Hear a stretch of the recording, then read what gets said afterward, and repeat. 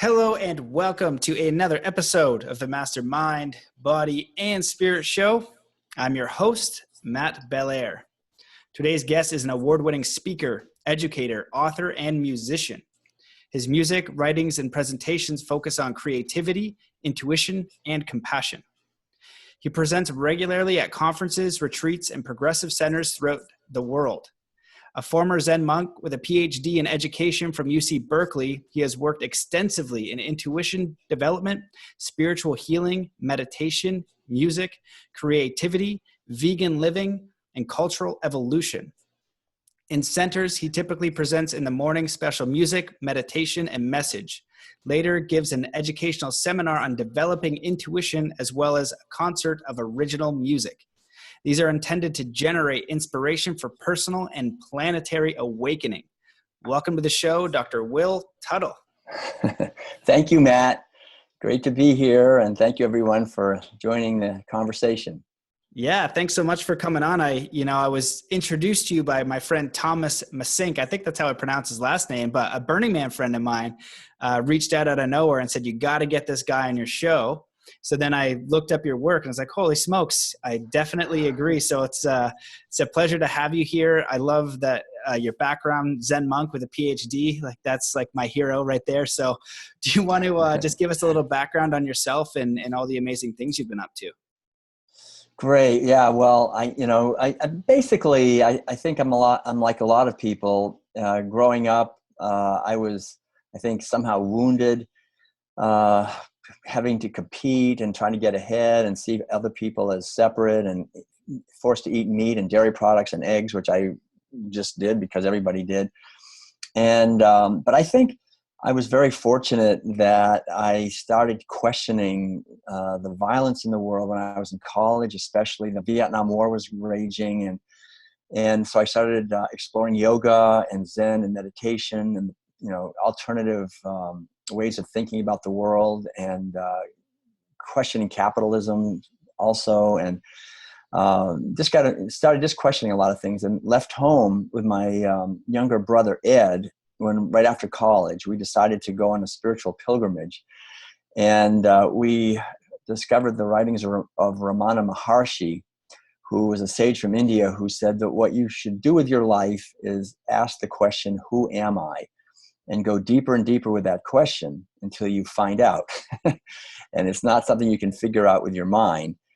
And so we walked for quite a few months. We headed west. We were going to try to walk all the way to California. We walked as far as Buffalo, New York. And then we headed south, and we walked eventually all the way to Alabama. And as we were walking, we were meditating on this question, who am I? And also started to question just our relationship with animals. I remember going fishing, for example.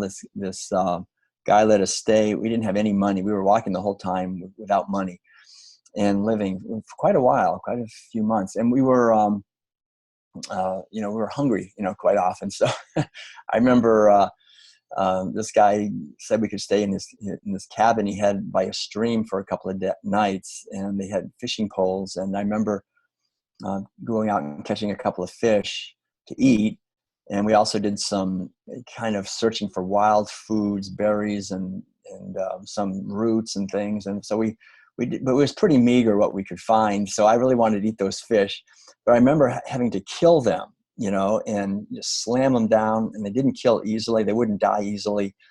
And I remember just thinking, there's something wrong with this. Here I am meditating every day for peace and healing and justice and harmony and awakening on the one hand. Then here I am taking this poor fish out of the water. She was minding her own business, and I'm slamming her down and beating the heck out of her, and I'm going to kill her. So I just thought there's got to be a better way of living. And then interestingly enough, a few months, maybe a month or two later, this was in, I think, Pennsylvania, we got to Tennessee, and we ended up at this community called The Farm, which at that point was the largest hippie commune in the world. There was about 900 people were living there, and they said, we're all vegetarians. And they had about 200, and they were actually vegans. They had about 200 children that were vegan from birth, and they were all thriving. And so I was expecting, if they're all vegetarians, that they would be kind of sickly and weak and not getting enough protein and, that kind of thing. And they were not like that at all. They were vibrant and healthy and happy and very enthusiastic, and really trying to create an example of how we can live on this planet in harmony with the earth, partly by growing their own food, birthing their own kids, building their own houses, educating their own kids, doing everything without interference or help from the government and corporations, and kind of going back to the way it used to be. And I love the spirit that they had, and it really kind of touched me. And I remember asking them, "So why are you guys vegetarians?" We would today call them vegans in the sense that they didn't eat meat or dairy products or eggs or honey. And they said, "Well, we're doing it for two reasons. One is, did you know that most of the food we're growing, instead of feeding hungry people, we're feeding it to these animals, and they're very inefficient at converting grain to food, so it causes food shortages, and food shortages are one of the main causes of war and conflict. When people don't have enough to eat, and there's this built-in sort of structural injustice, then you're going to have conflict and war. And so we're eating lower on the food chain, so there's enough for everyone to eat." And so that was really very noble, I thought, that they were really making an effort not to just talk about the problems, but do something about it. And then the other thing was, they said, "You know what these animals go through that people are eating?" And I said, "Oh, I don't want to hear about it." But the guy just told me a few things, and I think we all know, but just described a little bit the hyper confinement of pigs and cows and chickens, and how they're very often banging their heads against the bars, driven into insanity by the abuse and the confinement, and forced all these drugs and mutilations of various kinds. And so it was like Toto, in the Wizard of Oz, pulling the curtain back and suddenly revealing what's really going on. It was like in that moment, and then the next few days, I felt like the curtain was pulled back. And every day I was eating breakfast, lunch, and dinner with these people, and they were meals of vegetables and grains and so forth, no meat or dairy or eggs. And so I realized you can do this. You can actually live this other way and eat these other foods. And it was kind of primitive back then. I mean, we made our own vegan ice cream. It was terrible, but it was all we could figure out how to do. It was the first vegan ice cream anyone ever made, I think, on planet Earth. It was called Ice Bean. And but it was, it was something. And it's great to see the progress that's been made since then. But basically, that was it. I've never eaten meat in my life since then. And that was back in 1975, so that was like 43 years ago. And and then I realized that now, looking back on it, this was a community that was actually inspired by Buddhists. I mean, it was a Zen inspired community. The main leader of the community, his name was Stephen Gaskins. He and his wife Ina May, they started the spiritual birthing, and they wrote a book. The people at the farm wrote a book, The Spiritual Midwifery Guide, which my sister used actually to deliver her 3 kids at home. And it's been just a great thing, But they were students of Suzuki Roshi of the San Francisco Zen Center, who founded the San Francisco Zen Center. And so I was already very interested in Zen. And I realized that this basic question that I was working on, the who am I question from Ramana Maharshi, it's actually also a Zen koan, or Zen question. Which is a meditation question to go deeper into self-understanding for spiritual awakening. So after the farm, my brother and I continued walking south, and we walked to Alabama, to Huntsville, Alabama. And there, believe it or not, there was a Zen center there, and we ended up living in it was a Korean Zen center. So we ended up living there. And one thing led to another. We lived in these Zen meditation centers for quite a few years. We ended up in Atlanta, and then eventually in San Francisco at the Tibetan Buddhist Center, and then at Korean Buddhist centers in San Francisco Bay Area. And then eventually ended up shaving my head and becoming a Zen monk and living in Korea as a Zen monk. So this was interesting because I was already used to doing a lot of long retreats. I had done 10-day, 20-day, 30-day retreats, 40-day even, all by myself sometimes, or sometimes with a group. And so I was used to just really looking within, which was kind of different for me because I was raised really active. I was really into sports. played hockey and skiing and basketball and baseball, every possible sport. I was into it.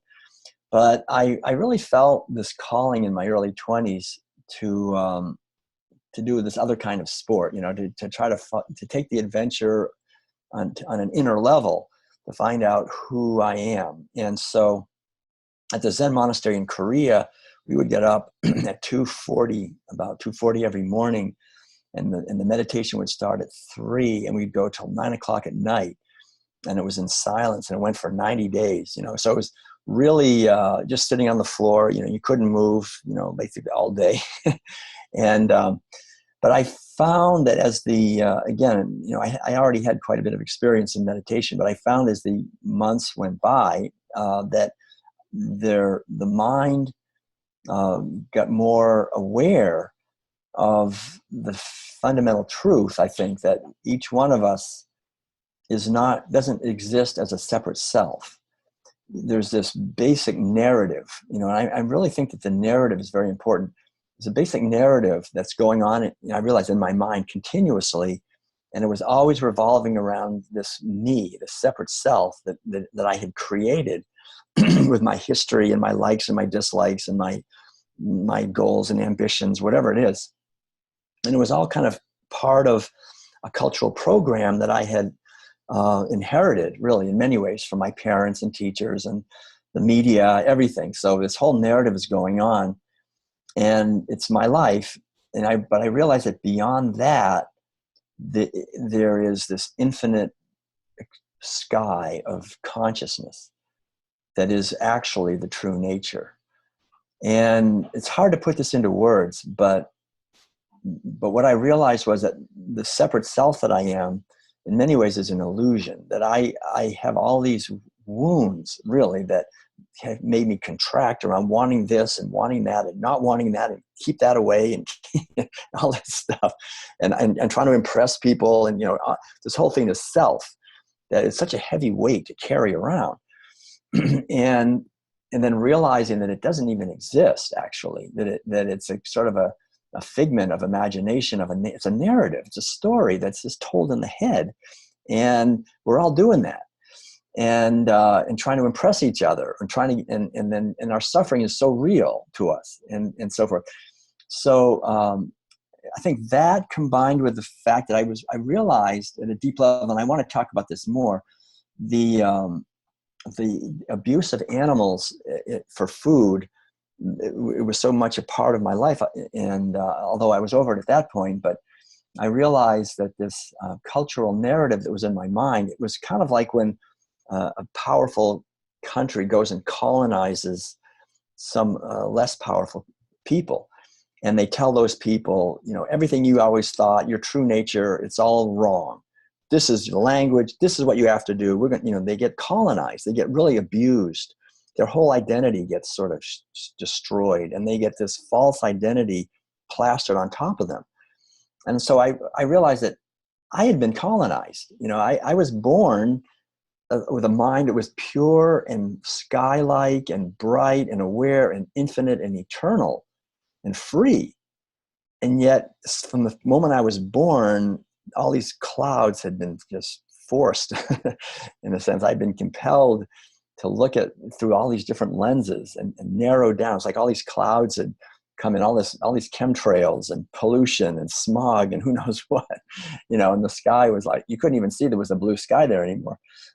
And so that's what I realized, but behind all that, but the clouds never damage the sky. Really, the sky is untouchable by the clouds. They from down below, it looks like it's pretty bad, but actually, from the point of view of the sky, it can never be touched.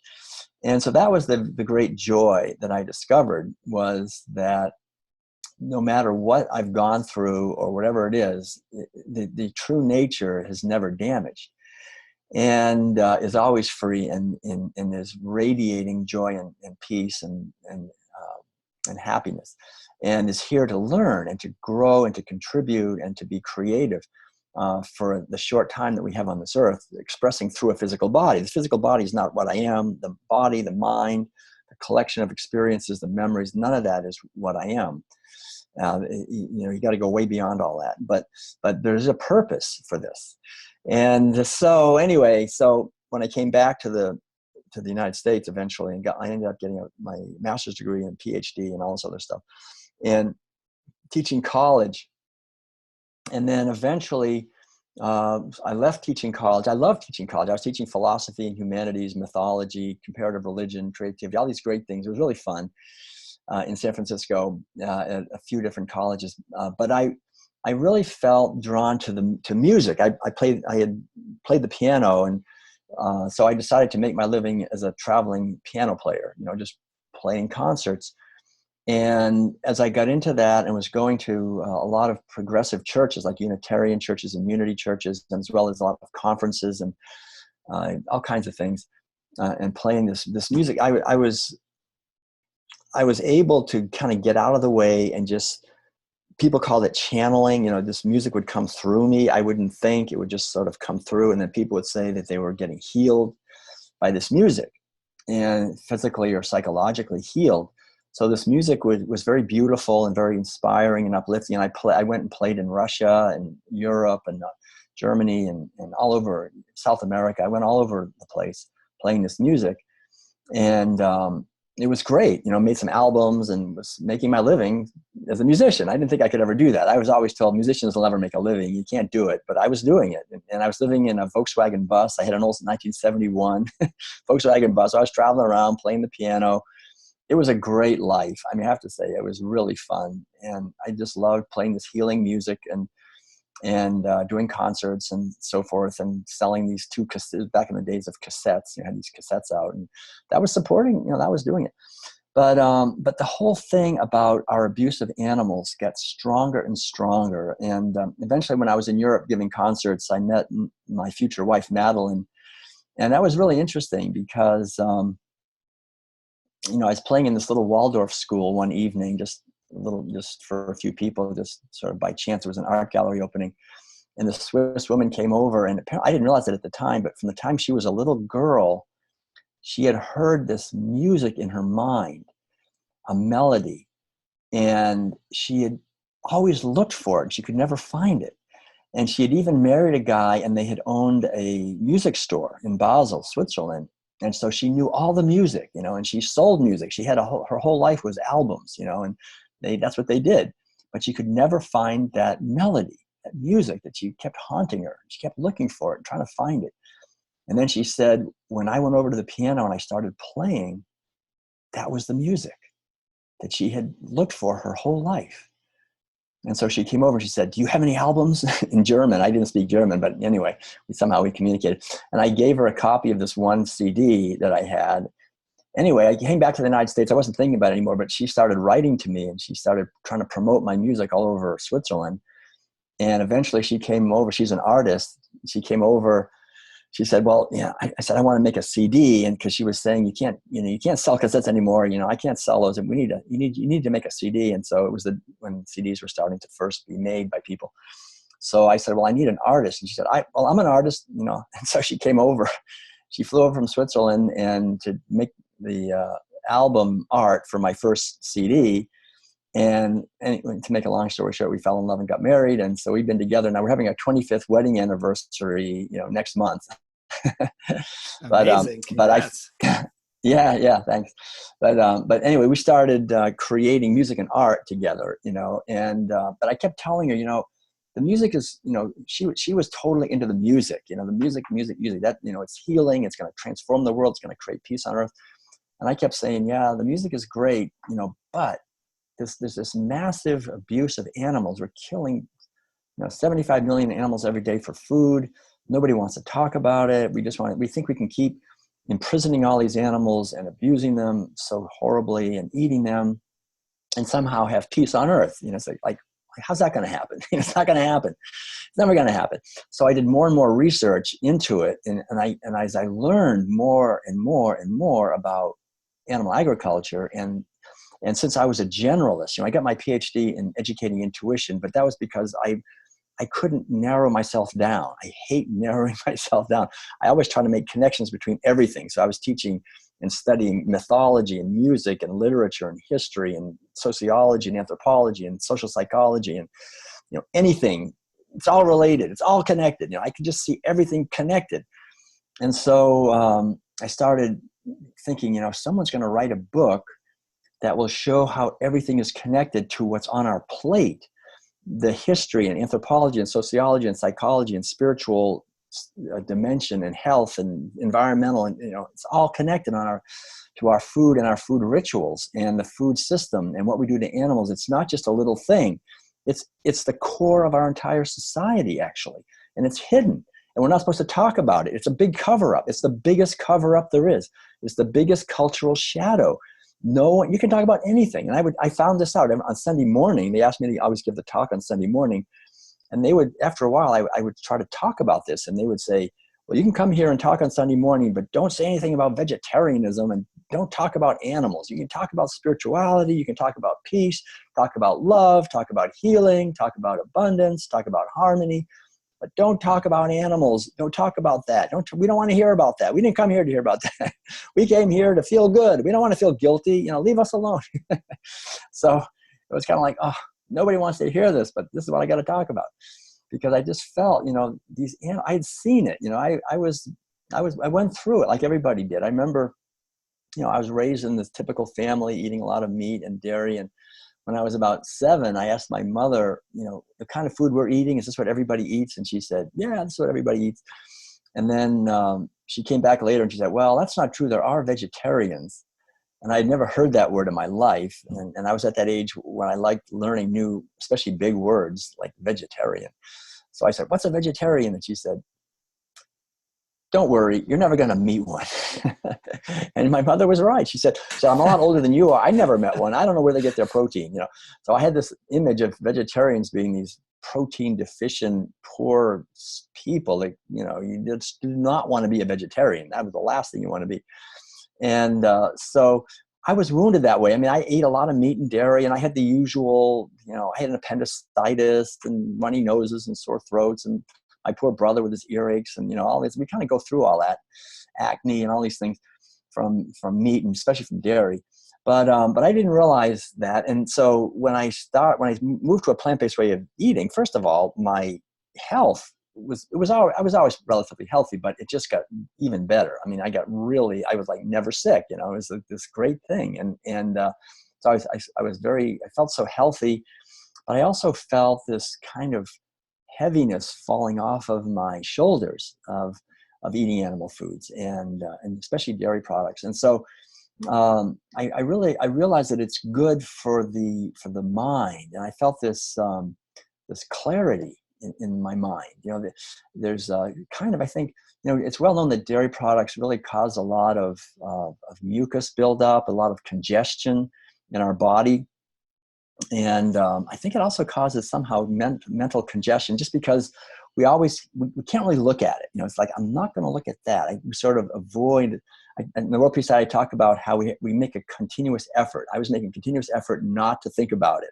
It's kind of like holding a ball underwater. The ball wants to come up. We have to keep holding it down, and it wants to come up. And that's kind of what it is, I think, with eating animal foods. It's like the violence and disharmony and abuse that we inflict on these animals, plus the fact that they're not healthy. We always have to kind of hold that down. And we have this kind of big sort of conspiracy of silence that we just all agree we won't talk about it. We have and we have a narrative, that narrative, that these stories that we need to eat animals to get enough protein. We need to eat dairy to get enough calcium, that we are superior, they are inferior. God gave us these animals to eat. If we don't eat them, they'll take over the world, or whatever. Plants have feelings too, so you got to eat something. So you might as well eat an animal; it tastes better. There's all these. There's only about 7 or 8 primary aspects to this narrative, but it goes on. It's kind of injected into us along with the food, right? This is the reason why. So I realized that I had already realized the toxic nature of a narrative. How a narrative can really harm us and really kind of put us into a channel that's not in our best interests, and keep us just in misery, just trying to please other people and do work that we don't like to do, and make us unhealthy in so many levels. So I saw this is a toxic narrative. So I started to just do more and more research and see all these connections. And so I told Madeline, someone is going to write a book. I can't wait to read it. A book that'll give the big picture of the consequences of animal agriculture.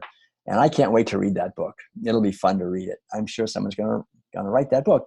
And a few years went by and no one wrote the book. And then finally, Madeline said, well, Will, I think if you want to read that book, you'll probably have to write it yourself, which I didn't want to hear. But she was kind of getting used to the fact that's all I ever talked about. I didn't talk about music. I kept talking about animals and, veganism and all that stuff. And so I really didn't want to, I knew it was going to be a lot of work, and it was. I spent the next 5 years of my life just writing that book. And I'd already done a lot of research. So it came out in 2005. We just had the 10th anniversary edition, and it's been translated into now 16 languages, and we got quite a few more on the way. So it's really become a worldwide, it was a #1 Amazon bestseller, and it's become really quite a worldwide movement now on looking at world peace, essentially, and human injustice from a bigger picture of absolute inevitabilities of animal agriculture. If we want to eat a hamburger or cheeseburger or fish sticks or whatever, we will have racism and sexism and ableism and war and classism and conflict and disease and environmental devastation to the suicide of humanity and the destruction of all life on this planet. There's no way around it. Animal agriculture will destroy us and everything. I mean, I now see what animal agriculture actually is. And I realize it's sort of portrayed, like it was portrayed to me as my friend. This is your good friend, the hot dog. This is your good friend, the hamburger. This is your good friend, the cheese. Delicious, yum, yum, yum. This is your good friend, bacon, yum, yum, yum. It's your good friend, fish, good friend. These are your good friends. And it's like the Trojan horse, it was portrayed as a good friend. Here's this beautiful horse. Come on in, bring it in within the city gates. This wonderful horse. Well, that horse, it only had one purpose, which was to destroy those people.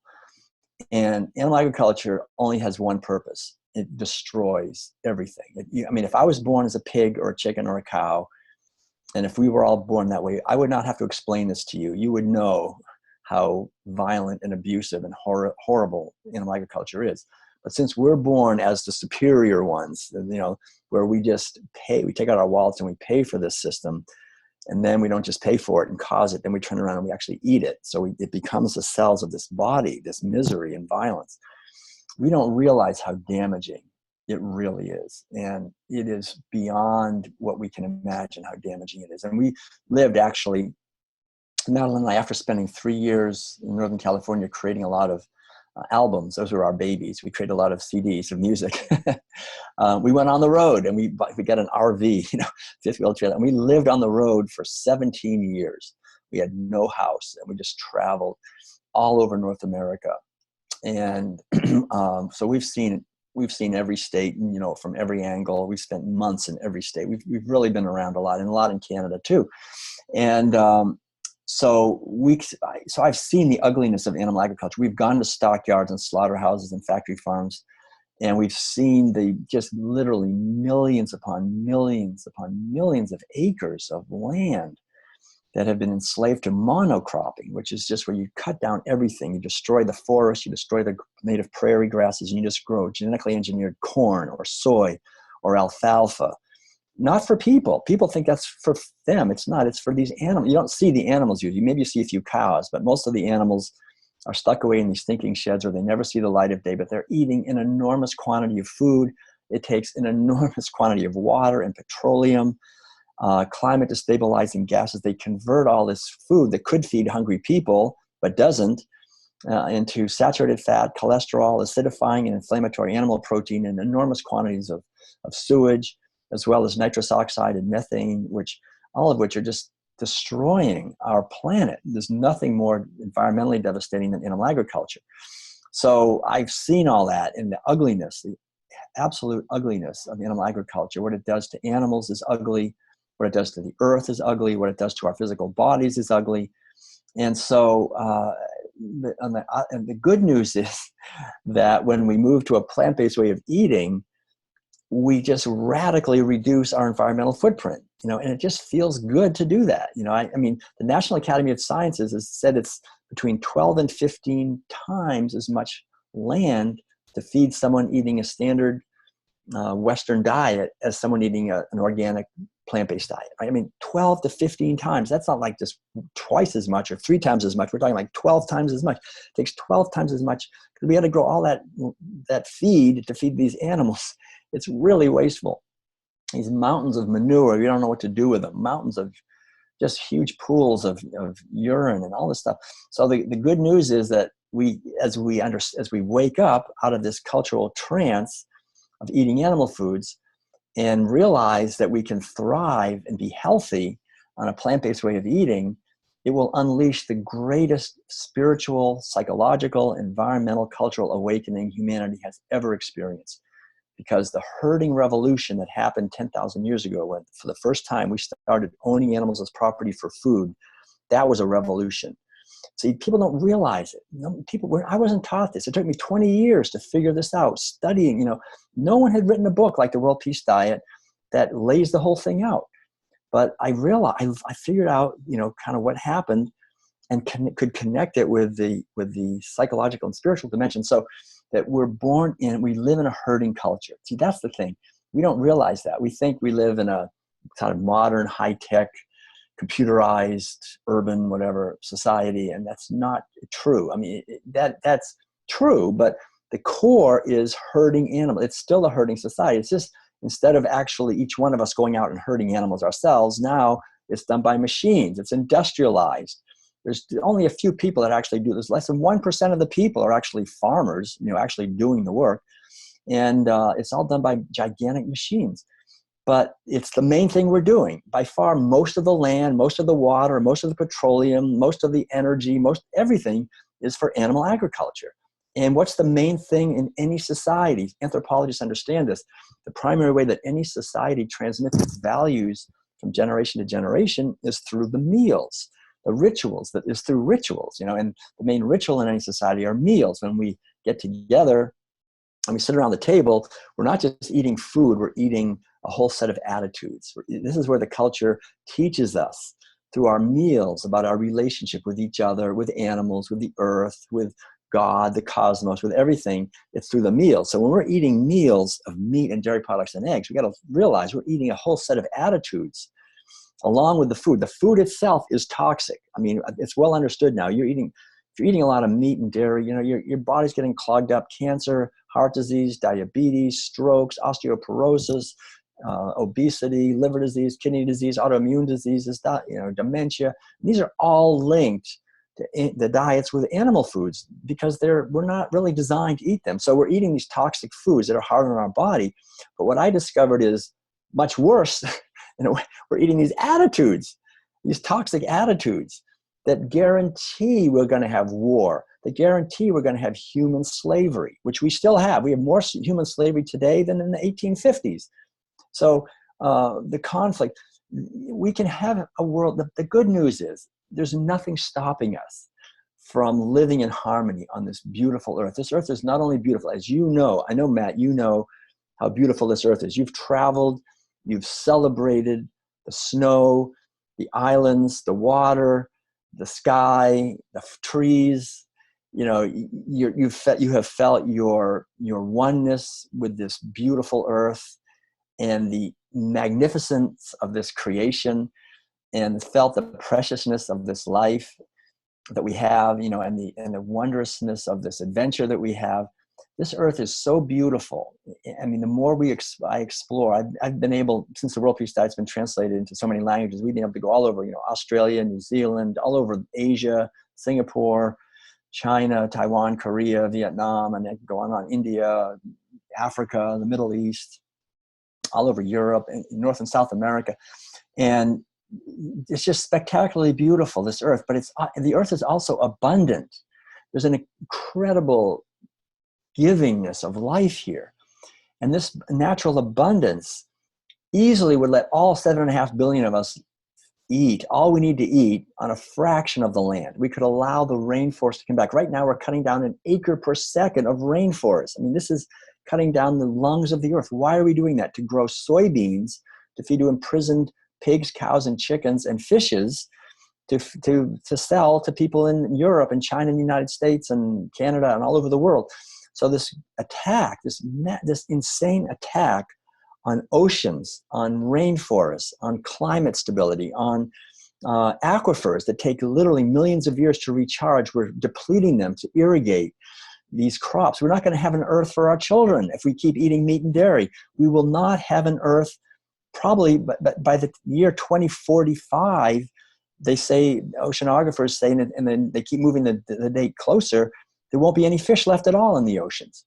The mass extinction of species, according to research by a World Wildlife Fund, by the year 2026, this is amazing, all wild mammals will be extinct if we continue at the pace we're going right now.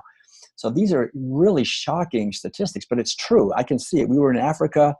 I mean, already elephants, lions, giraffes, these animals which have been around for millions of years, now we're seeing them moving right into extinction because of why? Because we saw it, because Kentucky Fried Chicken, Burger King, McDonald's are moving into Africa.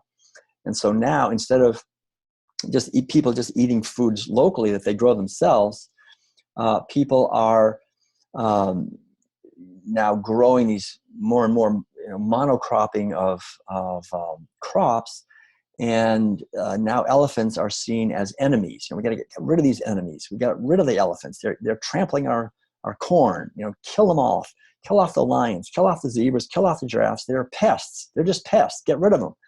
That's what we do here. And prairie dogs and coyotes. We have it's called in the United States the Wildlife Services. It sounds good.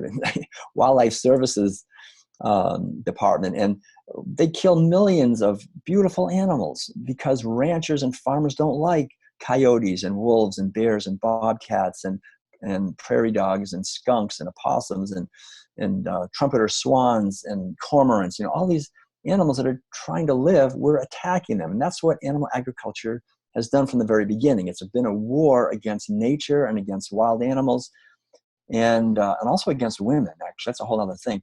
But the point is, we're eating foods that inject into us without our permission from the time we're little infants. We come here with little infants, and we just eat whatever, they give us to eat. So we're eating these attitudes, and that's the thing I discovered. So that's the basic idea. We're living in a herding society, and I think once we understand that, then we begin to see why we have the problems we have and why we're not going to be able to solve them until we go to beyond being a herding culture, till we stop imprisoning animals, pulling them violently out of their habitats and killing them for food, because there's no nutrients that we need to be healthy.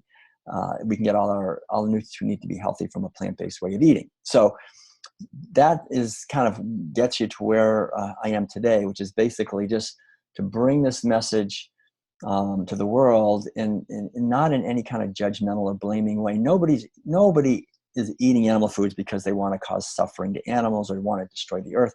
We're just following orders. The orders were injected into me without my permission by very loving, well-meaning people. My mother, my father, my doctor, my teachers, the minister at the church, everybody. They just say, this is what we eat. We all eat together. This is our food.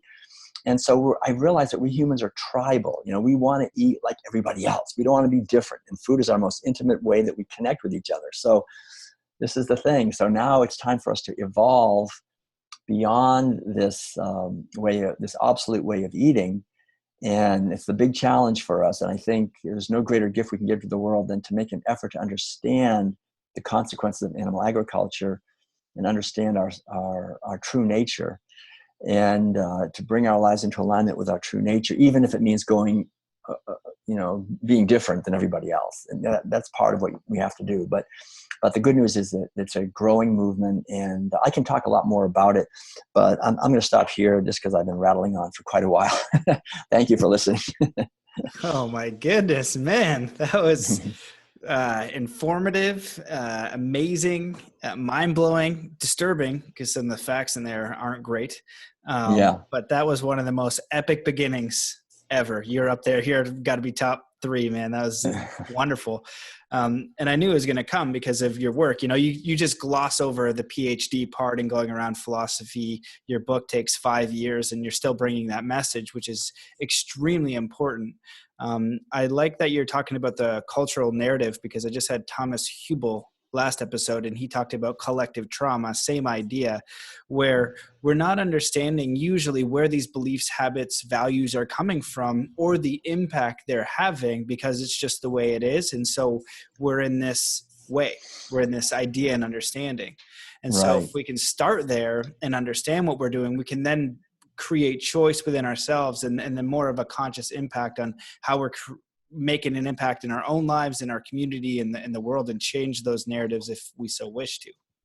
Yeah, that's it. It's exactly that, becoming conscious of the narrative. There's a narrative out there. We read it in the media, the mass media. I know the narrative in the mass media is very well controlled. It's I wouldn't trust it at all. But the thing is, that narrative, there's another, the part that narrative gets into us, it becomes our own voice. It becomes our own. We think these things, it must be true. And becoming more conscious and questioning the narrative, that's the key. And I think when I wrote the World Peace Diet, I wrote the World Peace Diet, not just the beautiful thing about, I use the word vegan, right? Veganism is that it's not merely a critique of a system that's violent and abusive and unhealthy and destroying the earth. There's this wonderful solution, right? We offer another way of living and eating. And one of the things I want to emphasize too is that veganism is just a word, and it shouldn't be used to in any way divide us up or anything like that. There's a word in Sanskrit, an ancient word that's really the core of a lot of the spiritual teachings of the world. Ahimsa is the word, ahimsa. It means non-violence or non-harmfulness. That's in a way a better word than vegan, I think. I mean, it's a more universal word. Another word is love or kindness or respect or caring. I think caring is really a better word. Or mercy or compassion. These are words that are perhaps more accurate. There's a Japanese word, shojin, which is a Buddhist word. It means to eat a plant-based diet for ethical reasons. It's a sort of a practice. But as I point out in the World Peace Diet, we shouldn't get too hung up on the words, but the idea is to see what the words are pointing at. And so when I say vegan, I just mean basically living like Donald Watson, who coined the word vegan. He said it's a philosophy and way of living that just seeks to reduce the amount of suffering we're causing to other beings, just to minimize the amount of suffering we're causing. So that's most people agree with that, right? I mean, we don't go out of our way to make people suffer, right? I mean, the idea is to try to help each other or to try to be a force for healing or kindness or generosity or something. And we know in our bones, and this is one of the things, I used to teach college courses in comparative religion, that all the world religious traditions, the wisdom traditions of the world agree in what the word is karma, I guess, that what we sow, we're going to reap. And that if we want to have happiness ourselves, the best way to have happiness and freedom for ourselves is to try to help others be happy and be free. That if we plant seeds of kindness and caring in our relationships with each other, and sooner or later it comes back and we're happy. And we see it in our own lives that if we're angry and miserable and abusive to others, usually, man, we find the same thing coming back to us.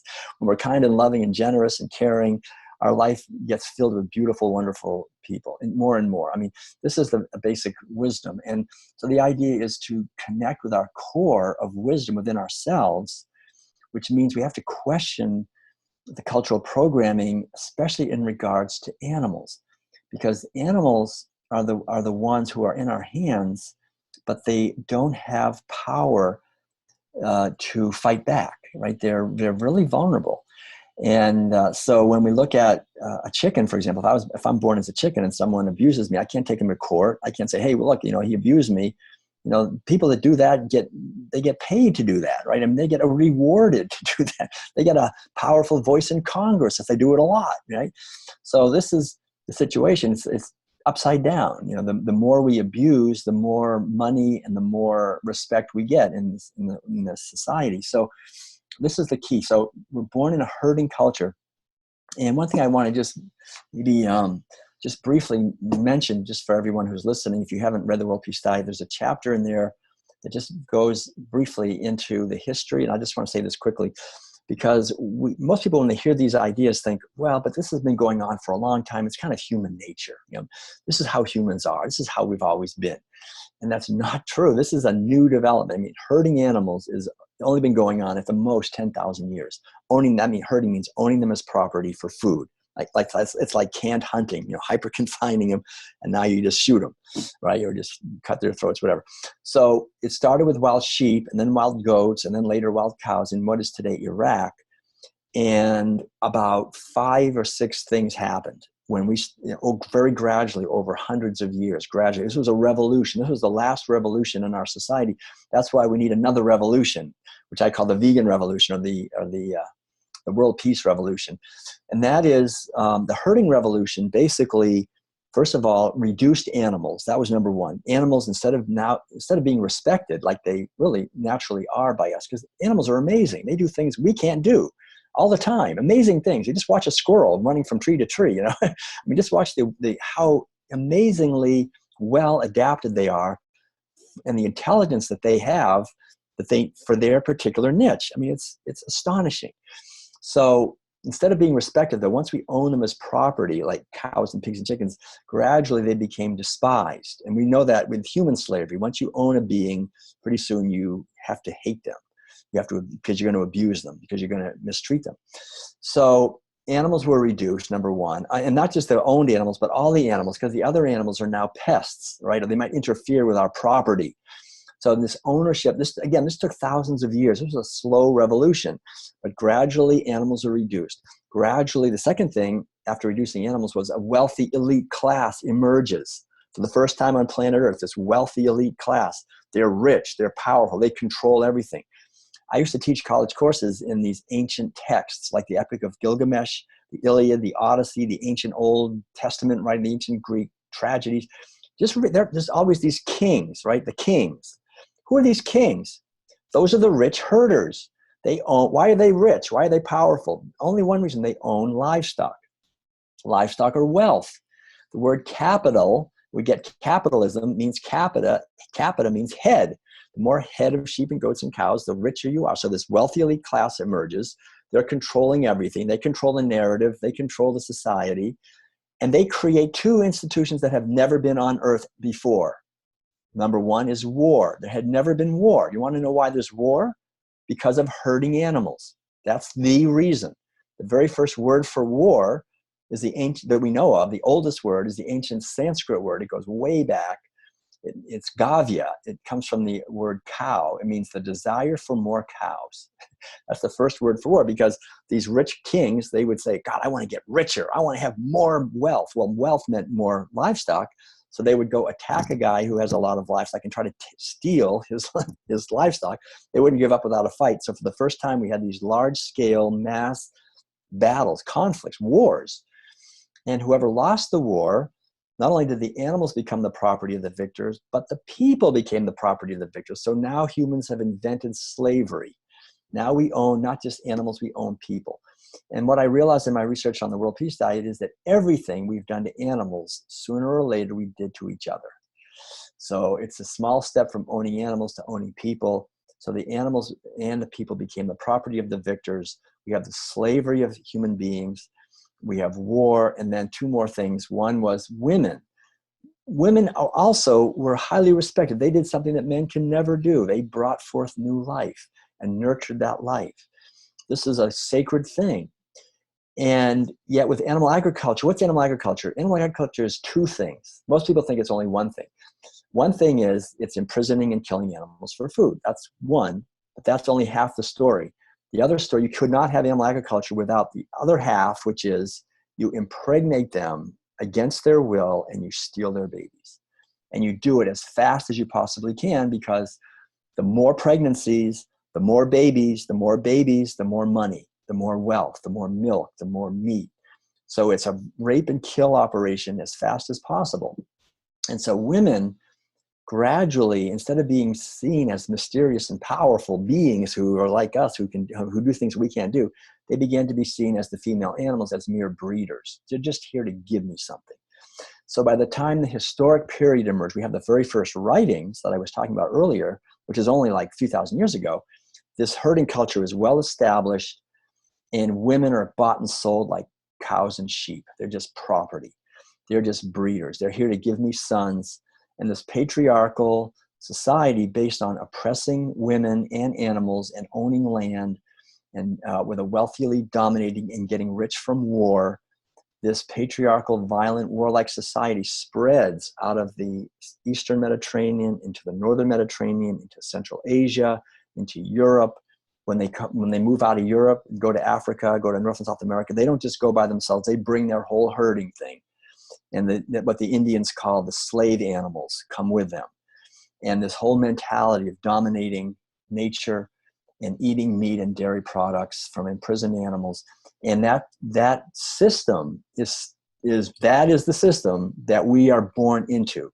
So as little infants, we're born into a system, and we're compelled without our permission to receive and to have within our own narrative all of the stories, the whole narrative that justifies imprisoning animals, the mentality of domination, of exploitation, of privilege, of elitism, of entitlement. How can we ever have an end to racism or sexism while we're eating animals? It's impossible, because the fundamental mentality is we're superior, they're inferior. We're worth something, they're not worth anything. And we're eating that. I mean, it goes into the very cells of our body. So the whole idea of creating a stratified society, if some dominate and some are dominated, there's an in-group and an out-group, that is, we eat that with every meal. We have to understand that we're not just we're eating cows, we're not just eating birds, we're eating beings. We're enslaving beings. We're justifying what cannot be justified. If some guy said, you raped someone, they say, well, tasted good, it felt good.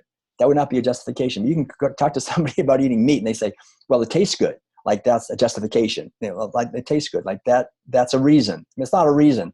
If I steal someone's watch and I say, well, because I liked it, that's too bad. You go to jail, right? But if it's a cow and I steal their baby, it's because, well, I wanted to. Oh, okay, So this rampant injustice that we're causing and eating, and it's completely indefensible. It's unnecessary. I mean, I've been a vegan now for 40 years, nearly 40 years. The last time I went to a doctor for some kind of health issues, was like back in the early 70s, and people who are eating a plant-based diet. I just read yesterday the British Dietitians Association just came out with an official statement that a whole food plant-based diet is the best diet to be healthy. So this is an official even the officials, and it's hard to get them to say anything, because that means they have to question the whole herding culture. But it's becoming so obvious that a plant-based way of eating is much healthier, right? So there's no nutrients that we have to imprison these and kill these animals to get. There aren't any, right? So why are we doing it? What is it? This inertia is so powerful. But the thing we have to understand is that we have all of us within us. I refer to this in the World Peace Diet as Sophia. Sophia is the ancient Greek goddess of wisdom, this inner feminine capacity to be receptive and to love and nurture life. And that is the thing. I think Sophia is like when a mother gives birth to a baby and just loves and protects that little baby, that's the foundation of a healthy baby. If we don't get that from our mothers, we are not going to be physically or psychologically healthy, and our society will be very just ruined if nobody gets that, right? We'll have a very violent society if mothers don't care about their babies. But what do we do in animal agriculture? It's that. We always steal the baby from the mother. We always break the bond between the mother and her child, her mother and her offspring. We break that bond. It causes enormous suffering. Madeline and I would camp near dairies, even like small-scale dairies, and we would hear dairy cows moaning and bellowing and wailing all night because their babies have been stolen from them and killed. And then they steal the milk, and they steal the baby, and they steal the milk, and they steal the baby, they kill the baby, and then they kill the mother. So that's what it is. It's the most hideous sexual abuse of female animals on a massive scale, millions of times every day. We're doing this. And we're not just doing it, then we drink the milk, right? We feed it to our children, and we eat the cheese, which is concentrated milk. So we're causing sexual violence and sexual perversion. All these male cows that have to be masturbated to get their sperm to go in the sperm gun that's put in the vagina of these cows and pigs and chickens. They're all raped on what the industry calls rape racks. The babies are always stolen. We have workers that have to do this all day. These workers that work in these places, like these factory farms and slaughterhouses, have the highest rates of injury, the highest rates of suicide, drug addiction, alcoholism, spousal abuse. They have what is referred to as perpetrator-induced traumatic stress disorder. They have massive, it's traumatic for the animals, but it's traumatic for the people who have to rape animals all day, or slit their throats, or electroshock them, or kick them, or beat them. But if I take out my wallet and pay for meat, dairy products, or eggs in a restaurant or in a store, I'm paying people to do work that brings out the worst in them. I'm paying for webs of trauma that radiate into our entire society, to hungry people, to slaughterhouse workers, to future generations, to ecosystems, to wildlife. There's nothing but trauma in animal agriculture. And then I eat the food, and it actually traumatizes my body. It's difficult to deal with saturated fat and cholesterol and the stuff. We're not designed for it. So we have to realize that all of us have been programmed by this thing that started way back 10,000 years ago. And for whatever reason, people 10,000 years ago thought they had to do that. I have no argument with them. If they thought they had to do that back then, they had to eat these animals in Iraq 10,000 years ago, fine. But why are we doing it today? It makes no sense. It takes so much land and water and petroleum, and makes so much disease, causes war. But the interesting thing is, the biggest industries that make the most money are what? The pharmaceutical industry, the medical industry, the war industry. They profit from this whole thing. The media, the banks in the background that make all the loans to this, they profit from all this. They make a lot of money. So this is the way I have to understand, that this is not in the best interest of the 99% of us who are buying and eating animal foods. So if we really want to have an effective movement of awakening, where we take back our lives and take back our health and take back everything, our economies and freedom and so forth, we've got to give freedom to the animals. We will be enslaved and imprisoned as long as we enslave and imprison them. And we are. And many people don't realize it. Perfect slaves think they're free. We have to understand, we have to free these. We are called to free these animals. And the thing is, if we don't, when you have 7.5 billion people trying to eat meat and dairy, and the impact on the environment, we will not have a world for our children. This is spiraling out of control already. With nuclear weapons, with machines that can cut down rainforests so fast, the oceans are being strip mined of fish. The ecosystems and the climate are being really damaged by animal agriculture now. This is it. The next few years, it's so critical that each one of us not only understand this and bring our lives into alignment with this understanding, but share these ideas with each other, so that we can create the momentum it's building for a positive shift. And I think it's definitely going to happen. It has to happen. And there's no greater gift I think we can give to the world, and no better way to spend our lifetime, this precious life that we have as a human being, than to make an effort to understand these ideas and to share these ideas and to live these ideas. Because these ideas are love and caring and kindness, not just abstract, but an actual action. And how are we living our life? What are we eating? If someone says, oh, I'm a kind and loving person, I care, I'm really spiritually evolved, and they're eating animal foods, no way, forget it. If I'm eating animal foods, that's a dead giveaway that there's a disconnect, because that's violence, and it's unnecessary. So it's completely contrary to everything that spirituality actually stands for, which is the sharing and caring and kindness and celebrating the adventure of beauty that this world is, and this earth is, and that our lives can be. That's extraordinary, man. I could listen to you talk all day. I don't know which way I want to go with that. I've been taking notes the whole time. I guess what I would want to ask is, what do you provide for a solution, right? Because I think a lot of people, when you get the history of why something is the way it is, and then you're starting to understand or awaken or remove the veil of like, oh, this is why, if you look on TV, it's only eat meat and drink beer and look at boobs, you know what I mean? Boobs sells both. And, and that's also the demoralization of women right there. You know what I mean? So we have all kinds of problems here. And so I'll just give it back to you to go wherever you want. I was thinking about maybe some horrific stats you could share with people because I know that you have them, or moving towards solutions. You're listening to this, you might be the only one in your community. Veganism is still it's growing, but you're still the weird one. Yeah. So maybe some help for someone hearing, and even moving towards it. Like a friend of mine does meatless Mondays, and I was like, you know what? That's a start. Meatless Mondays is a start. It's better than 7 days. And I'm like, even if we could eat it, like if people, I had this idea for like a little short skit of like a little farm town, and they go to the diner and you eat the hamburger, right? But then all of a sudden the next week they have all you can eat bacon cheeseburgers. And so then you see the community come in eating so much bacon cheeseburgers. Then you see the effect it has on the farm. Then you see how the farmer has to scale out. Then you see how it goes. And then you see the people getting sick and they're all fat. And just basically the idea of impact. We're not taking what we need. We're taking whatever we want without understanding where it comes from, what we're doing, if we need it, why we're doing it. And so I'll just say all that, but give it back to you and maybe help somebody. Like they're like, I don't know what to eat. When I was vegetarian for a while, I didn't know what the hell to eat at first, but there's a lot of resources. So what do you think? Yeah, great. Okay, thanks, Matt. Yeah, this is the resource. This is one resource. I think if you just read the World Peace Diet, there's a lot in there. My wife has put together in the back.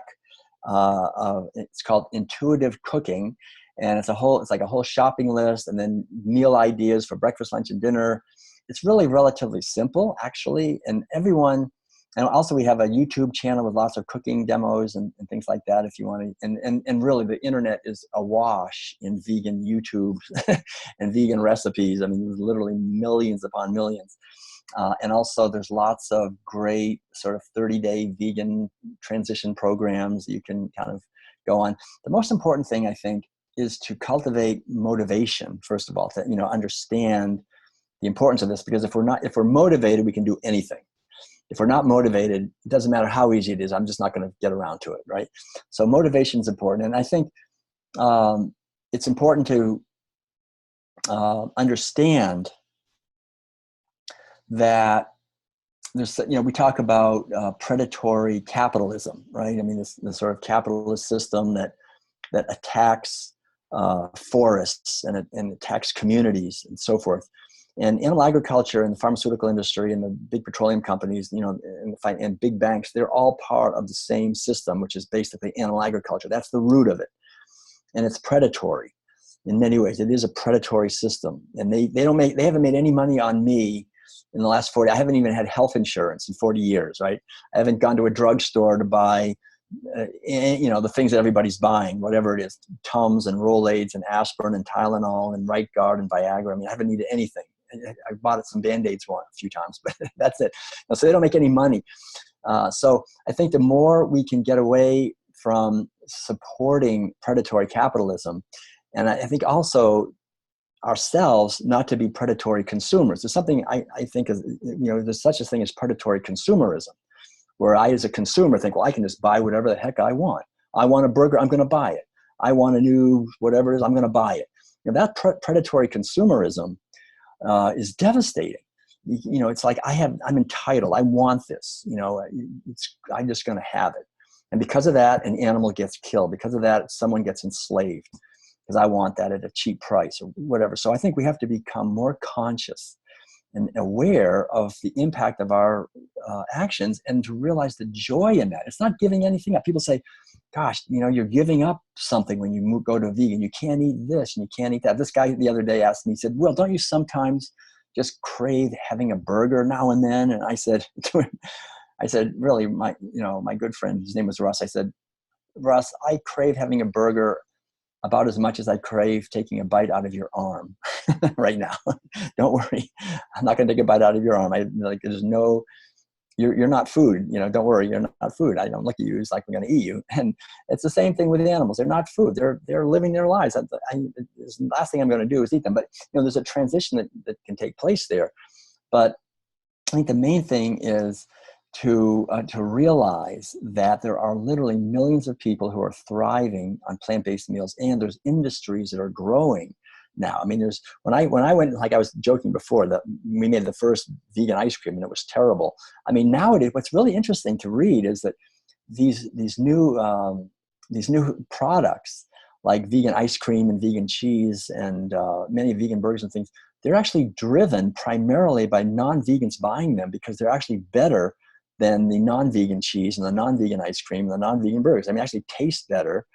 They're lighter. People feel better. I'm telling you, you'll feel so much better moving away from, because the animal foods, they concentrate toxins. I mean, just think about the toxic load in animal-based foods. I mean, really, it's shocking that people still eat animal foods today.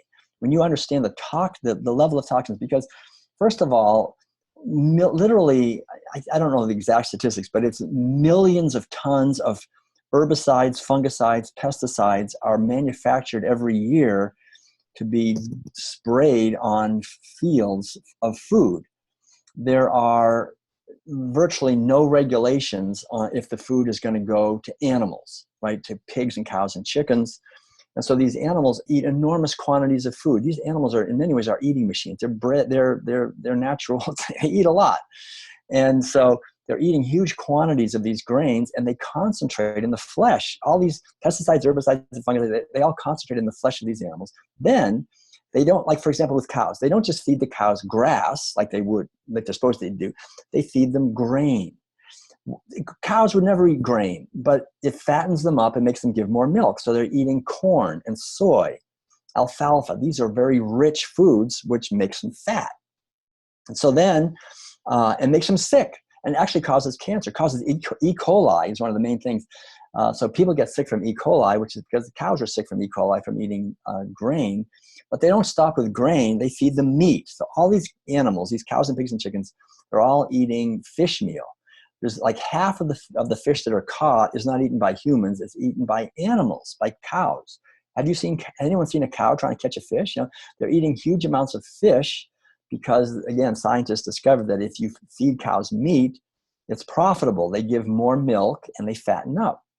So what's in fish? I mean, fish concentrate heavy metals, PCBs, dioxins, nuclear radiation, all these horrific toxins that end up from the land in the water. They concentrated in their flesh, that literally millions of times more in their flesh than in the water they're swimming in, because they're breathing the water. Plus, usually the large fish that we like to eat, or they get fed to cows, are usually at the top of long food chains. So it concentrates all the way up the food chain. So then when it's fed to a cow, and then it concentrates more than anywhere in the fatty tissues of these animals, which is what people want. They want the fat, and in the milk of these animals, and the eggs. So we're eating a huge load of all heavy metals, PCBs, dioxins, and all the pesticide residues. So not only those toxins, then on top of that, we're getting all the hormones. There's over 10,000 different drugs and hormones that have been approved to be injected into or mixed into the feed of these imprisoned animals. That's why the pharmaceutical industry hates vegans, because we're not buying the food that all their pharmaceuticals go into for these animals. So these animals, the flesh and secretions of these animals have all the residues of all these drugs that these animals are forced to take. Plus, beyond that, there's naturally occurring hormones. Like, for example, in dairy products, there's IGF-1 growth hormone, which is carcinogenic. There's no adult human that should have any IGF-1 growth hormone in our body after the age of 18. But as soon as we're eating dairy, we're getting this IGF-1 growth hormone it's supposed to be for the little calf to grow because it's in the milk. And so this is understood clearly today to be one of the driving forces behind breast cancer, prostate cancer, colon cancer, is dairy products, because of IGF-1 growth hormone, that were the naturally occurring hormones. Also estrogen. There's a lot of estrogen in milk. And men with all their problems, all kinds of problems, from too much estrogen. You can't imagine what it does. And other hormones, prolactin, progesterone, that are in milk. So we're getting all these naturally, and then casein, for example. Casein is a protein, the main protein in milk, which little calves have renin, which is an enzyme to break down casein. We don't have renin. We can't break down casein. So it's, again, a very powerful carcinogen, naturally occurring. So even if someone eats totally organic, free range, whatever, it's still full of toxins and guaranteed it causes terrible suffering. That's one of the things people say, well, it's okay for me because I have free range eggs, or I have free range meat, or grass-fed meat, or humane beef, or whatever. There's no humane beef. And we have to really understand this, Clay. There's nothing that's not free of toxins.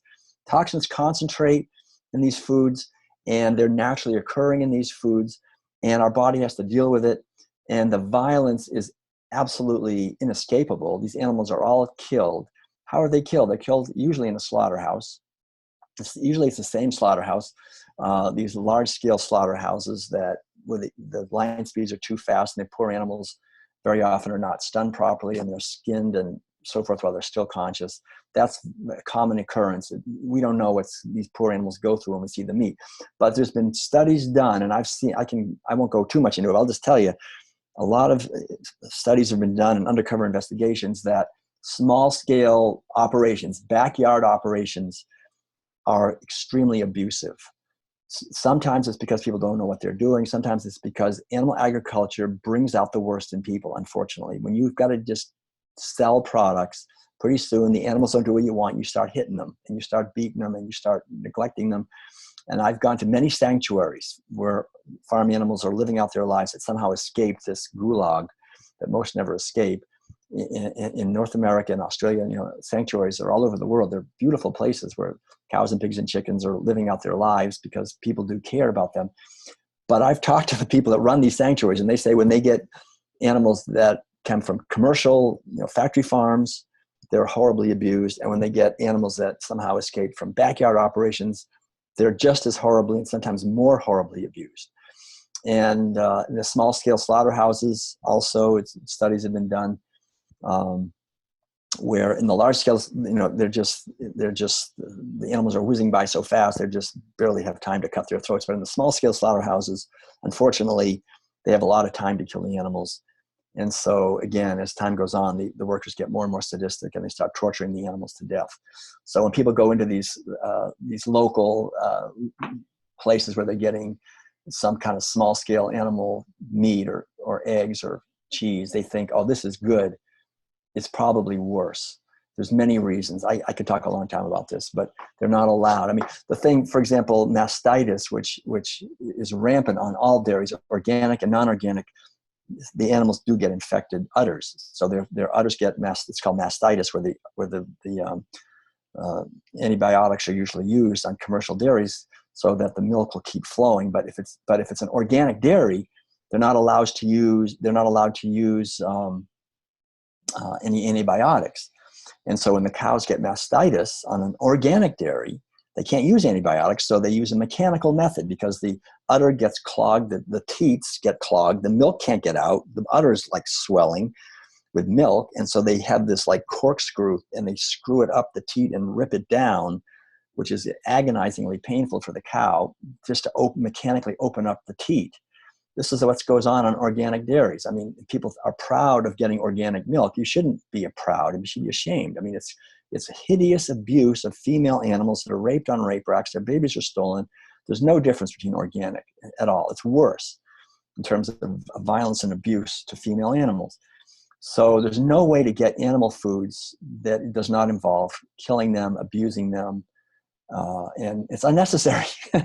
All the nutrients, all the vitamins, all the minerals, the proteins, the carbohydrates, the fiber, everything we need to thrive comes from plants. This is how the thing was set up, right? And why do we do this? We've been given this wonderful gift? All of us have been given the gift of a physical body that does not require any animal to suffer, to get all the nutrients we need to thrive and celebrate our lives. The thing is, we've just been born into a culture where from the time we're little infants, we've been lied to. We've been said, you got to eat this, you got to eat that. So we take that gift we've been given and we reject it, and we stab animals anyway and cause them enormous suffering. And then we eat that suffering, and then we get all the diseases, and we create a society of injustice and war and conflict and predatory capitalism and predatory consumerism, which is going to destroy everything. And it's all based on animal agriculture, on this delusion that we have to imprison these animals.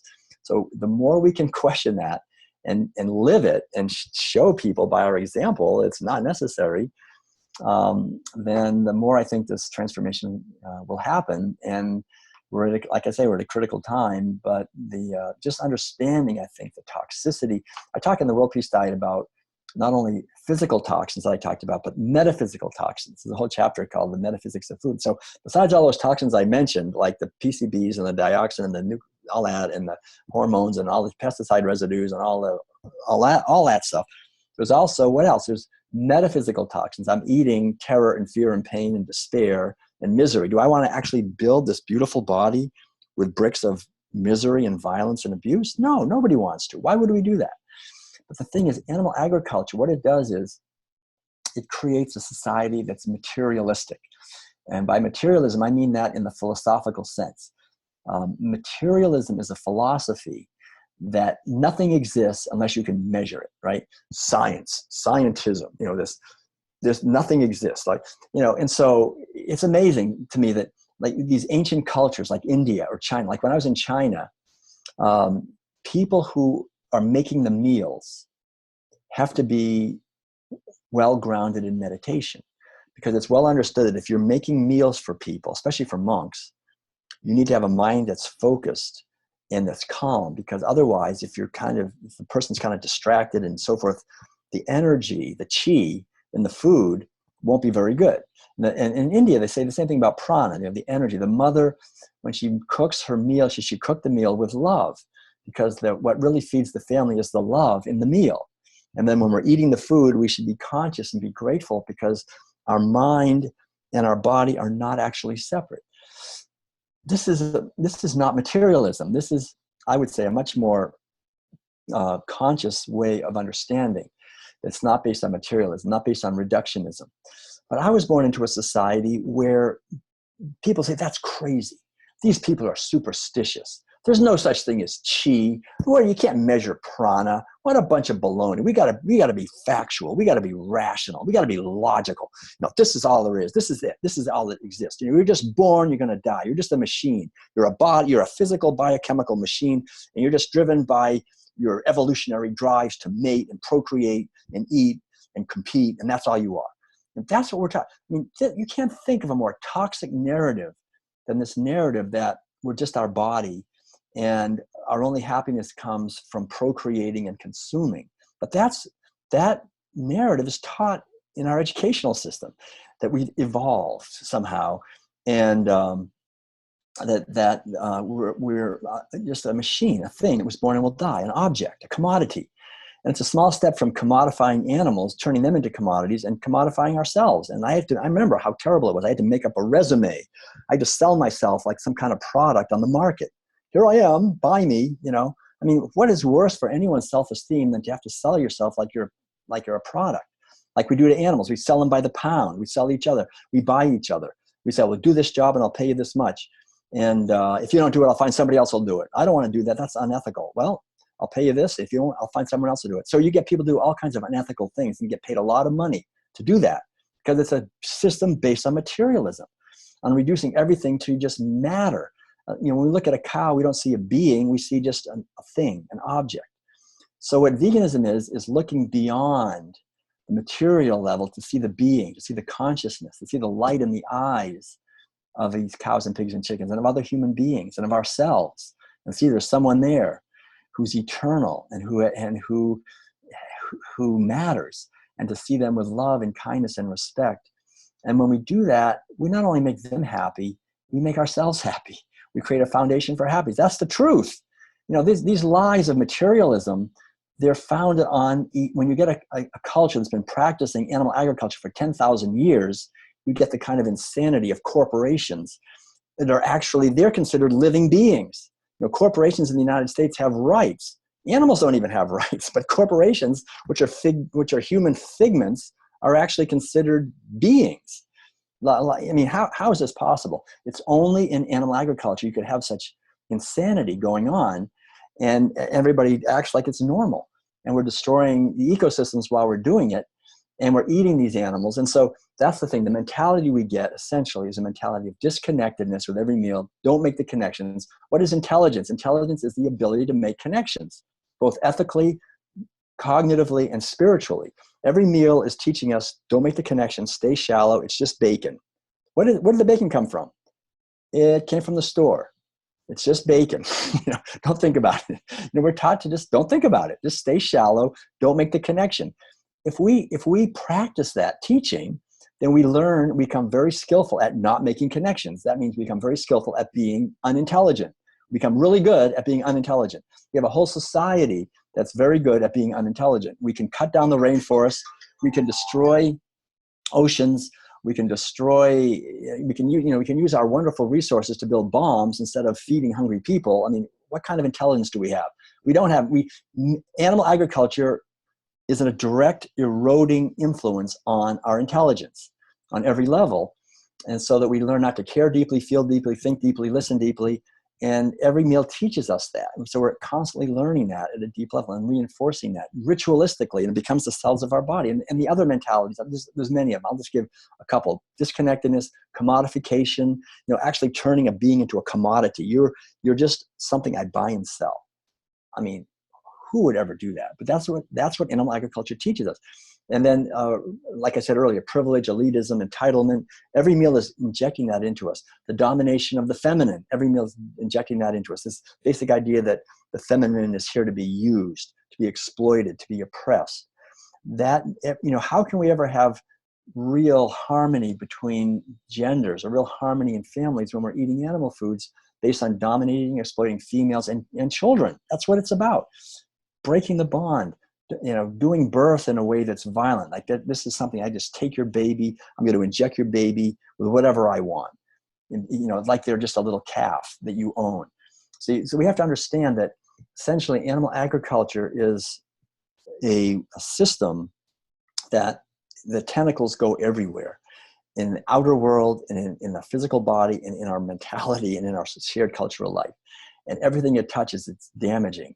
So the good news is when we understand this and we move toward organic, I would say organic is really helpful because herbicides, pesticides, and fungicides are harmful to fish and birds and insects and bees and butterflies and so forth.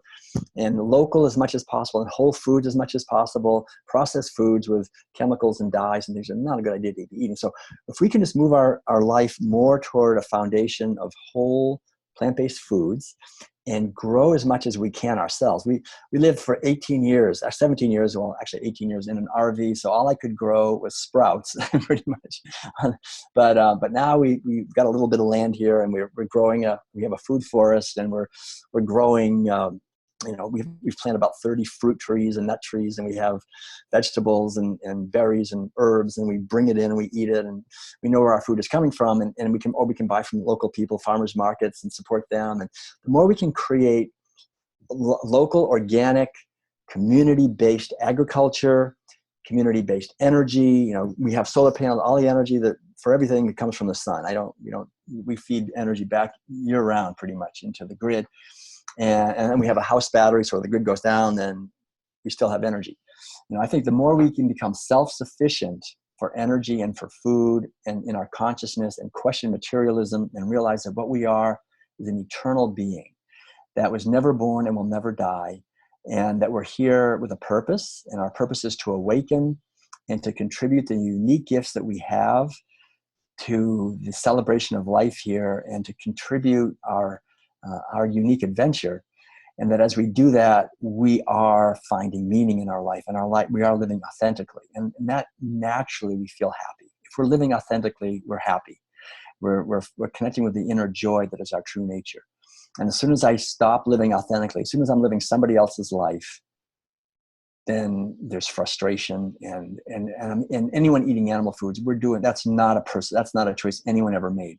We're eating animal foods because we've been told to do that. It's an order we're following that was not a free choice. It was something we're doing just because we've been told to do that.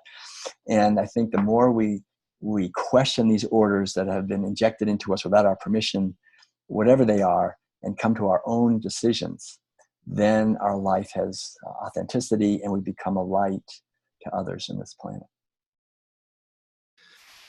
Holy smokes, man. And now we've used up our time, I think. Wow. That was extraordinary. Really powerful information, and the way that you share it is really beautiful and so well-rounded and non-confrontational. Yeah. Got some, yeah. The classic vegan comedy thing is like, whatever. But, you're a smart guy. You've done a lot of research, and I can even tell when you're glossing over pharmaceuticals, things like that. Those are some things that I've dove deep into, and then you see it for what it is. And you're like, oh man, holy crap. And nobody really gives a crap. That's what surprised me when I started. I was curious about why we still had war.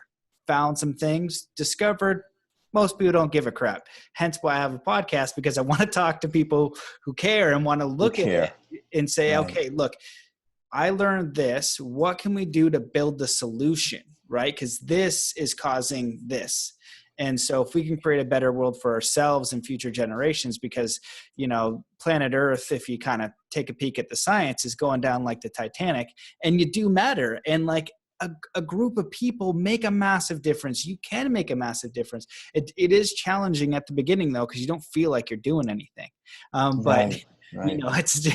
It's a challenge. And I even go through that now with the podcast, and I'm working on like not happy. And I'm just like, why am I not happy? It's like, just, and so I got to sit and figure that out. But as I said at the beginning, hour and a half, because I know your time, you could talk to me. I'll sit here. You want to go for 10 hours and continue to educate me? I will sit down and I will learn, because you have earned that right. You're a very beautiful person that's really intelligent, that's done the research and is living it and walking the path. It's really easy to say, go do some squats and don't eat animals, or be 40 years and just share a message that you feel can make a positive impact. So that being said, I'll give it back to you. If you want to go deeper, you can. I have 100 million questions, but if you just want to wrap up, closing thoughts, where people can find you. And I was just going to give one kind of gloss over idea that I had, because, people are looking for awakening, enlightenment, finding our purpose. Who am I? You've done all that stuff. And I feel like you can succinctly share somebody living in the world right now. They could be 20, they could be 50. They're not happy. They're doing a job. They're showing up, because that's slavery too. Slavery is going somewhere you don't want to go. Right. And then the smartest thing about the slavery is thinking that you're free. You're not. If you're going somewhere every day, you don't want to be there. You are not free. That's it. Right. So how the hell do we get there? But how do we find that inner peace too? So that's a big, broad statement that I'll queue up for closing thoughts if you want, or, just send it back. All right. Thanks, Matt. Thank you. Yeah, that's a beautiful summary that you just gave. And I think really, I guess what I would close with is that the inner world and the outer world are not essentially separate. So if I want to improve my outer world, if I want to improve the outer quality of my days, it's important to do some work on that level of working out there. But mainly the work is inner. The world in many ways is a mirror of my consciousness. So if I don't like what I see out there, it's kind of like this old Tibetan Buddhist teacher said, if you don't like what the face you see in the mirror, you think there's dirt on that face, don't try to clean the dirt off the mirror. It's actually on your own face. You got to turn around and clean it here. And I think like having a morning discipline, or it's not, to me, it's not even a discipline, but I think, maybe it's like a discipline in the beginning, but to really take time every morning to create the foundation for the day. Wake up in the morning, and I think it's good to get up early. Personally, I just think it's a good energy thing to do, and make a discipline that the first thought I'm going to have is just gratitude. I'm so grateful for another day to learn, to grow, to contribute. Can't wait to see what great things will happen today. Kind of just see, because we don't know what can happen, and to basically have a sense of gratitude and joy for a day, to cultivate that basic idea that my life is a gift and it's not going to last forever. I mean, everyone That's why it's precious, because it goes by quickly. And really, I mean, I just the other day I was in my early 20s. Now I'm in my mid 60s. I don't know where it all went. It goes very quickly. So to realize that and to set that tone, and then maybe take some time. I usually try to take maybe like a couple of hours. Like I do an hour of just meditating always, no matter what, just turning the attention within and just listening, and realizing that what I am is not just whole constellation of thoughts that are always going, but there's a witness behind that. I don't like to put a name on it, but there's, an awareness, and to remember not to just to take time so that I'm not just propelled by my thoughts through the day, to take time to just be. So an hour, I think, but whatever. And then also in the morning, I always spend some time doing some physical activity, whatever that is, some Tai Chi, some yoga, some jump rope, push-ups, whatever, running around, and, use our body and get, it's really good to have physical exercise that is, that you feel, I don't want to tell people, Qigong can be good, lots of different things, but things that you feel really help your energy, and all, cardio and stretching. I think, strength, all these things are helpful, and because our body and mind are connected. So meditation and then something physical, I think, having a beginning, a good foundation for the day, and then having maybe a little time to write in a journal, or maybe read some spiritual book or some inspiring book to kind of get the thoughts in a certain way for the day. I think it's good to just make sure we carve out time. If people say, well, I don't have time in the morning, I have too much to do, then, just go to bed earlier, get up earlier. You got to do something. We can't just be the victim and say, oh, I just, I'll do it in next year. I'll do it. Today is the day, now is the time. And every moment is really the time. So every moment be as aware as possible. And when we spend an hour sitting in meditation, then the flavor of that, the aroma of that can follow us throughout the day. We can take time maybe every hour to just breathe a few times and remember the truth that I'm aware, I'm conscious, I'm awake. And I think it's good just to notice what our thoughts are. Really be aware that our thoughts are creating our reality and our experience. And the other thing is, I think, to just make a real effort to have harmonious relationships with other people, in sense of seeing the best in them and affirming that in them. And I think when we do that, it really helps create a field that blesses everyone, and we can all contribute to that field. So to build our relationships carefully and feed them, feed whoever we're with, tell them that you appreciate them. And there's a great saying by James Taylor's song, shower the people you love with love. Let them know how you feel. I think that's really important, and we can love everyone. So just to share with people how much we appreciate them. We don't have to agree with them, but everyone is wounded. We all went through a lot of difficult times, and people who are nasty to us, perhaps, or whatever, they've gone through their wounds. And so it doesn't help to kick them again and say, you jerk, they're already wounded. Try to be healing. Love is healing. Love is it. The more we love others, the more we love our earth, the more we love our own life, the more joy and peace and freedom we'll be able to experience, and the deeper we can go in meditation. That's why behavior and consciousness are so important, to see them together. Like as a Zen monk, there was like all these vows of how we would behave ethically. And people say, oh, vows and ethical behavior, that's not important, because if our consciousness goes to a high level, then our behavior will naturally go to a higher level. That's true, but that's only half the truth. Our consciousness can never go higher than the level of our behavior. We have to understand that. So our consciousness can go really high, but only if our behavior supports it. So that's one of the reasons why, if I'm eating animals, I'm actually paying people to kill and stab and steal. I'm breaking the precepts. I'm causing suffering. And so my consciousness is going to hit a ceiling. So the deeper we practice kindness and love, not only to other human beings, but especially to those who are vulnerable in our hands, like animals, the more our behavior becomes in integrity, and the higher our consciousness can go now. And it will, and it's true, as it goes higher, our behavior will purify. But that's an important point. A lot of people think that if they become really spiritual, then they can kind of do anything they want. And that's really dangerous. We are called as our consciousness goes higher to become even more clear of how interconnected we are with everyone, and not to use that as any kind of rationalization to manipulate or to use others for our own benefit, to always treat others with respect and not go down that road. And so I think, the ancient wisdom teachings, it's great. There are some wonderful spiritual teachers, but each one of us, I think, ultimately is our own spiritual teacher, to take time every day to cultivate internally, and then to realize that doors can open. I didn't know how it was going to happen. Every once in a while we make a leap. I didn't know if I could ever make a living. I took a big leap when I resigned teaching college. I had a secure position. I could teach. I was set for life. But something was saying, gosh, it'd be great to just be free and just travel and just play the piano or whatever. And I didn't want to have to grade papers for the rest of my life and, grade people. So I took that leap.